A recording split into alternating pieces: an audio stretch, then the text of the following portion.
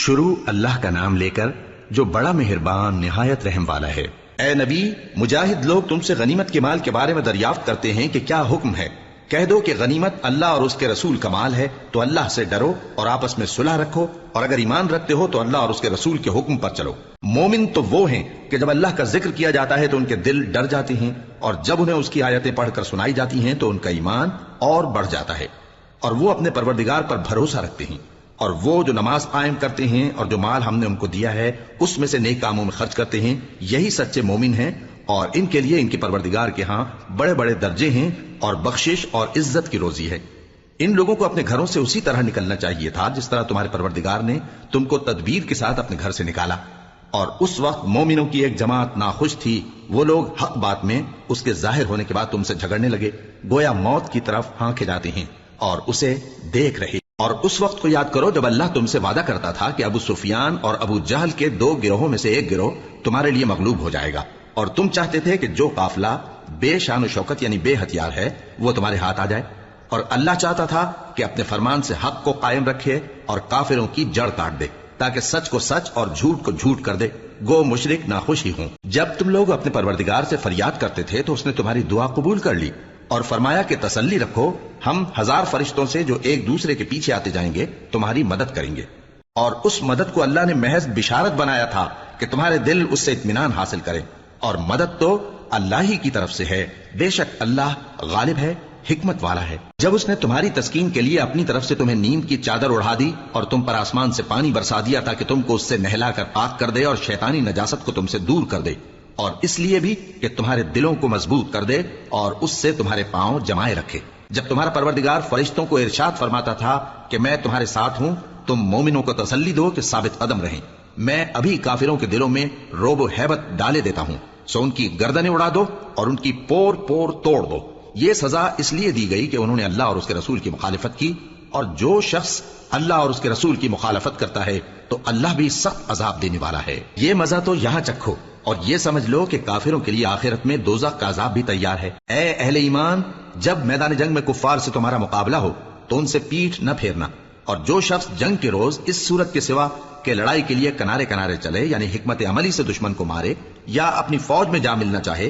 ان سے پیٹھ پھیرے گا تو سمجھو کہ وہ اللہ کے غضب میں گرفتار ہو گیا، اور اس کا ٹھکانہ دوزخ ہے، اور وہ بہت ہی بری جگہ ہے۔ بس تم لوگوں نے ان کفار کو قتل نہیں کیا بلکہ اللہ نے انہیں قتل کیا، اور اے نبی، جس وقت تم نے کنکریاں پھینکی تھیں تو وہ تم نے نہیں پھینکی تھی بلکہ اللہ نے پھینکی تھی۔ اس سے غرض یہ تھی کہ مومنوں کو اپنے احسانوں سے اچھی طرح آزما لے، بے شک اللہ سنتا ہے، جانتا ہے۔ ہوا بھی یوں ہی، اور کچھ شک نہیں کہ اللہ کافروں کی تدبیر کو کمزور کر دینے والا ہے۔ کافروں، اگر تم فیصلہ چاہتے ہو تو تمہارے پاس فیصلہ آ چکا، اگر تم اپنے افعال سے باز آ جاؤ تو تمہارے حق میں بہتر ہے، اور اگر پھر نافرمانی کرو گے تو ہم بھی پھر تمہیں عذاب کریں گے، اور تمہاری جماعت خواہ کتنی ہی بڑی ہو تمہارے کچھ بھی کام نہ آئے گی، اور اللہ تو مومنوں کے ساتھ ہے۔ اے ایمان والو، اللہ اور اس کے رسول کے حکم پر چلو اور اس سے روگردانی نہ کرو جبکہ تم سنتے بھی ہو، اور ان لوگوں جیسے نہ ہونا جو کہتے ہیں کہ ہم نے سن لیا مگر حقیقت میں نہیں سنتے۔ کچھ شک نہیں کہ اللہ کے نزدیک تمام جانداروں میں بدترین وہ بہرے گونگے لوگ ہیں جو عقل سے کام نہیں لیتے، اور اگر اللہ ان میں خیر کی طلب دیکھتا تو ان کو سننے کی توفیق بخشتا، اور اگر یوں ہی انہیں سنوا دیتا تو وہ منہ پھیر کر بھاگ جاتے۔ مومنو، اللہ اور اس کے رسول کا حکم قبول کرو، جبکہ رسول تمہیں ایسے کام کے لیے بلاتے ہیں جو تم کو زندگی جاوداں بخشتا ہے، اور جان رکھو کہ اللہ آدمی اور اس کے دل کے درمیان حائل ہو جاتا ہے، اور یہ بھی کہ تم سب اس کے روبرو جمع کیے جاؤ گے۔ اور اس فتنے سے ڈرو جو خصوصیت کے ساتھ انہی لوگوں پر واقع نہ ہوگا جو تم میں گناہگار ہیں، اور جان رکھو کہ اللہ سخت عذاب دینے والا ہے۔ اور اس وقت کو یاد کرو جب تم زمین مکہ میں قلیل اور ضعیف سمجھے جاتے تھے اور ڈرتے رہتے تھے کہ لوگ تمہیں اڑا نہ لے جائیں یعنی ختم نہ کر دیں، تو اس نے تم کو جگہ دی اور اپنی مدد سے تم کو تقویت بخشی اور پاکیزہ چیزیں کھانے کو دیں تاکہ اس کا شکر کرو۔ اے ایمان والو، نہ تو اللہ اور رسول سے خیانت کرو اور نہ اپنی امانتوں میں خیانت کرو، اور تم ان باتوں کو جانتے ہو، اور جان رکھو کہ تمہارا مال اور اولاد بڑی آزمائش ہے، اور یہ کہ اللہ کے پاس نیکیوں کا بڑا ثواب ہے۔ مومنو، اگر تم اللہ سے ڈرو گے تو وہ تمہارے لیے حق و باطل کا فرق ظاہر کر دے گا اور تمہارے گناہ مٹا دے گا اور تمہیں بخش دے گا، اور اللہ بڑے فضل والا ہے۔ اور اس وقت کو یاد کرو جب کافر لوگ تمہارے بارے میں چال چل رہے تھے کہ تم کو قید کر دیں یا جان سے مار دیں یا وطن سے نکال دیں، تو ادھر تو وہ چال چل رہے تھے اور ادھر اللہ تدبیر کر رہا تھا، اور اللہ بہترین تدبیر کرنے والا ہے۔ اور جب ان کو ہماری آیتیں پڑھ کر سنائی جاتی ہیں تو کہتے ہیں یہ کلام ہم نے سن لیا ہے، اگر ہم چاہیں تو اسی طرح کا کلام ہم بھی کہہ دیں، اور یہ ہے ہی کیا، صرف اگلے لوگوں کی حکایتیں ہیں۔ اور جب انہوں نے کہا کہ اے اللہ اگر یہ قرآن تیری طرف سے برحق ہے تو ہم پر آسمان سے پتھر برسا یا کوئی اور تکلیف دینے والا عذاب بھیج دے، اور اللہ ایسا نہ تھا کہ جب تک ہے پیغمبر تم ان میں تھے انہیں عذاب دیتا، اور نہ ایسا ہے کہ وہ تو بخشش مانگیں اور اللہ انہیں عذاب دے۔ اور اب ان کے لیے کون سی وجہ ہے کہ وہ انہیں عذاب نہ دے، جبکہ وہ مسجد حرام میں نماز پڑھنے سے روکتے ہیں، جبکہ وہ اس مسجد کے متولی بھی نہیں ہیں۔ اس کے متولی تو صرف پرہیزگار ہیں، لیکن ان میں کے اکثر نہیں جانتے۔ اور ان لوگوں کی نماز خانہ کعبہ کے پاس سیٹیاں اور تالیاں بجانے کے سوا کچھ نہ تھی، تو تم جو کفر کرتے تھے اب اس کے بدلے عذاب کا مزہ چکھو۔ جو لوگ کافر ہیں اپنا مال خرچ کرتے ہیں کہ لوگوں کو اللہ کے رستے سے روکیں، سو ابھی اور خرچ کریں گے، مگر آخر وہ خرچ کرنا ان کے لیے موجب افسوس ہوگا، اور وہ مغلوب ہو جائیں گے، اور کافر لوگ دوزخ کی طرف ہانکے جائیں گے تاکہ اللہ پاک سے ناپاک کو الگ کر دے اور ناپاک کو ایک دوسرے پر رکھ کر ایک ڈھیر بنا دے، پھر اس کو دوزخ میں ڈال دے۔ یہی لوگ خسارہ پانے والے ہیں۔ اے پیغمبر کفار سے کہہ دو کہ اگر وہ اپنے افعال سے باز آ جائیں تو جو ہو چکا وہ انہیں معاف کر دیا جائے گا، اور اگر پھر وہی حرکات کرنے لگیں گے تو اگلے لوگوں کا جو طریقہ جاری ہو چکا ہے وہی ان کے حق میں بھی بڑھتا جائے گا، اور ان لوگوں سے لڑتے رہو یہاں تک کہ فتنہ یعنی کفر کا فساد باقی نہ رہے اور دین سب اللہ ہی کا ہو جائے۔ اور اگر وہ باز آ جائیں تو اللہ ان کے کاموں کو دیکھ رہا ہے، اور اگر روگردانی کریں تو جان رکھو کہ اللہ تمہارا حمایتی ہے، اور وہ خوب حمایتی اور خوب مددگار ہے۔ اور جان رکھو کہ جو مال غنیمت تم کفار سے حاصل کرو اس میں سے 5واں حصہ اللہ کا اور اس کے رسول کا اور اہل قرابت اور یتیموں کا اور محتاجوں کا اور مسافروں کا ہے۔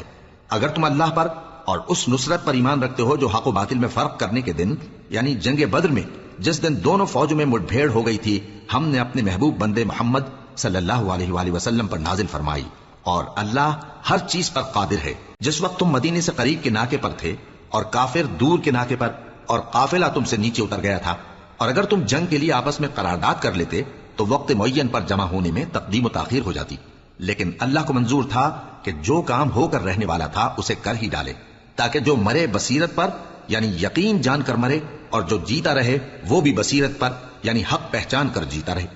اور کچھ شک نہیں کہ اللہ سنتا ہے، جانتا ہے۔ اس وقت اللہ نے تمہیں خواب میں کافروں کو تھوڑی تعداد میں دکھایا تھا، اور اگر بہت کر کے دکھاتا تو تم لوگ جی چھوڑ دیتے اور جو کام درپیش تھا اس میں جھگڑنے لگتے، لیکن اللہ نے تمہیں اس سے بچا لیا، بے شک وہ سینوں کی باتوں تک سے واقف ہے۔ اور اس وقت جب تم ایک دوسرے کے مقابل ہوئے تو کافروں کو تمہاری نظروں میں تھوڑا کر کے دکھاتا تھا اور تم کو ان کی نگاہوں میں تھوڑا کر کے دکھاتا تھا، تاکہ اللہ کو جو کام کرنا منظور تھا اسے کر ڈالے، اور سب کاموں کا رجوع اللہ ہی کی طرف ہے۔ مومنو جب کفار کی کسی جماعت سے تمہارا مقابلہ ہو تو ثابت قدم رہو اور اللہ کو بہت بہت یاد کرو تاکہ مراد حاصل کر لو، اور اللہ اور اس کے رسول کے حکم پر چلو، اور آپس میں جھگڑا نہ کرنا کہ ایسا کرو گے تو تم بزدل ہو جاؤ گے اور تمہاری ہوا اکھڑ جائے گی، اور صبر سے کام لو کہ اللہ صبر کرنے والوں کا مددگار ہے۔ اور ان لوگوں جیسے نہ ہونا جو اتراتے ہوئے یعنی حق کا مقابلہ کرنے کے لیے اور لوگوں کو دکھانے کے لیے گھروں سے نکل آئے اور لوگوں کو اللہ کی راہ سے روکتے ہیں، اور جو اعمال یہ کرتے ہیں اللہ ان کا احاطہ کیے ہوئے ہے۔ اور جب شیطان نے ان کے اعمال ان کو آراستہ کر دکھائے اور کہا کہ آج کے دن لوگوں میں سے کوئی تم پر غالب نہ ہوگا اور میں تمہارا رفیق ہوں، لیکن جب دونوں فوجیں ایک دوسرے کے مقابل صف آرا ہوئیں تو پسپا ہو کر چل دیا اور کہنے لگا کہ مجھے تم سے کوئی واسطہ نہیں، میں تو ایسی چیزیں دیکھ رہا ہوں جو تم نہیں دیکھ سکتے، مجھے تو اللہ سے ڈر لگتا ہے اور اللہ سخت عذاب کرنے والا ہے۔ اس وقت منافق اور کافر جن کے دلوں میں بیماری تھی کہتے تھے کہ ان لوگوں کو ان کے دین نے مغرور کر رکھا ہے، اور جو شخص اللہ پر بھروسہ رکھتا ہے تو اللہ غالب ہے، حکمت والا ہے۔ اور کاش تم اس وقت کی کیفیت دیکھو جب فرشتے کافروں کی جانیں نکالتے ہیں کہ ان کے چہروں اور پیٹھوں پر مارتے جاتے ہیں اور کہتے ہیں اب آگ کے عذاب کا مزہ چکھو، یہ ان اعمال کی سزا ہے جو تمہارے ہاتھوں نے آگے بھیجے ہیں۔ اور یہ جان رکھو کہ اللہ بندوں پر ظلم نہیں کرتا، جیسا حال فرعونیوں اور ان سے پہلے لوگوں کا ہوا تھا ویسا ہی ان کا ہوا کہ انہوں نے اللہ کی آیتوں سے کفر کیا تو اللہ نے ان کے گناہوں کی سزا میں ان کو پکڑ لیا، بے شک اللہ زبردست ہے، سخت عذاب دینے والا ہے۔ یہ اس لیے کہ جو نعمت اللہ کسی قوم کو دیا کرتا ہے جب تک وہ خود اپنے دلوں کی حالت نہ بدل ڈالیں اللہ اسے نہیں بدلا کرتا، اور اس لیے کہ اللہ سنتا جانتا ہے۔ جیسا حال فرعونیوں اور ان سے پہلے لوگوں کا ہوا تھا ویسا ہی ان کا ہوا، انہوں نے اپنے پروردگار کی آیتوں کو جھٹلایا تو ہم نے ان کو ان کے گناہوں کے سبب ہلاک کر ڈالا اور فرعونیوں کو ڈبو دیا، اور وہ سب ظالم تھے۔ جانداروں میں سب سے بدتر اللہ کے نزدیک وہ لوگ ہیں جو کافر ہیں، سو وہ ایمان نہیں لاتے۔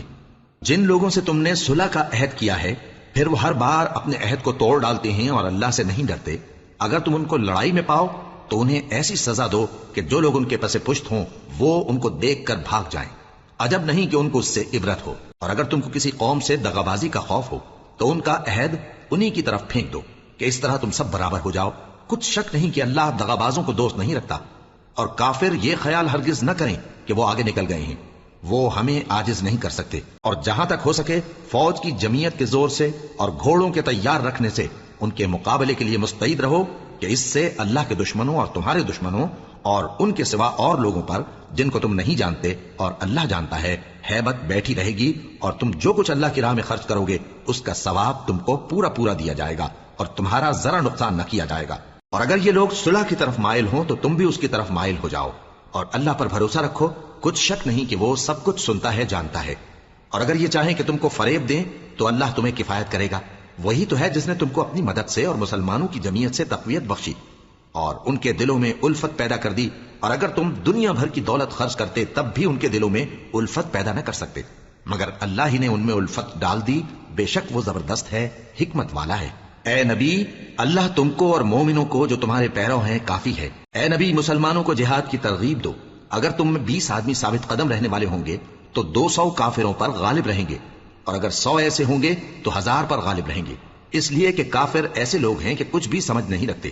اب اللہ نے تم پر سے بوجھ ہلکا کر دیا اور معلوم کر لیا کہ ابھی تم میں کسی قدر کمزوری ہے، پس اگر تم میں 100 ثابت قدم رہنے والے ہوں گے تو وہ 200 پر غالب رہیں گے، اور اگر 1000 ہوں گے تو اللہ کے حکم سے 2000 پر غالب رہیں گے، اور اللہ ثابت قدم رہنے والوں کا مددگار ہے۔ پیغمبر کو شایع نہیں کہ اس کے قبضے میں قیدی رہیں جب تک کافروں کو قتل کر کے زمین میں کثرت سے خون نہ بہا دے۔ تم لوگ دنیا کے مال کے طالب ہو اور اللہ آخرت کی بھلائی چاہتا ہے، اور اللہ غالب ہے، حکمت والا ہے۔ اگر اللہ کا حکم پہلے نہ ہو چکا ہوتا تو جو فدیہ تم نے لیا ہے اس کے بدلے تم پر بڑا عذاب نازل ہوتا۔ اب جو مال غنیمت تمہیں ملا ہے اسے کھاؤ کہ وہ تمہارے لیے حلال طیب ہے، اور اللہ سے ڈرتے رہو، بے شک اللہ بخشنے والا ہے، مہربان ہے۔ اے پیغمبر، جو قیدی تمہارے قبضے میں یعنی گرفتار ہیں ان سے کہہ دو کہ اگر اللہ تمہارے دلوں میں نیکی معلوم کرے گا تو جو مال تم سے چھن گیا ہے اس سے بہتر تمہیں عنایت فرمائے گا اور تمہارے گناہ بھی معاف کر دے گا، اور اللہ بخشنے والا ہے، مہربان ہے۔ اور اگر یہ لوگ تم سے دغا کرنا چاہیں گے تو یہ پہلے ہی اللہ سے دغا کر چکے ہیں، تو اس نے ان کو تمہارے قبضے میں کر دیا، اور اللہ دانا ہے، حکمت والا ہے۔ جو لوگ ایمان لائے اور جنہوں نے ہجرت کی اور اللہ کی راہ میں اپنے مال اور جان سے لڑے وہ، اور جنہوں نے ہجرت کرنے والوں کو جگہ دی اور ان کی مدد کی وہ، آپس میں ایک دوسرے کے رفیق ہیں۔ اور جو لوگ ایمان تو لے آئے لیکن ہجرت نہیں کی تو جب تک وہ ہجرت نہ کریں تم کو ان کی رفاقت سے کچھ سروکار نہیں،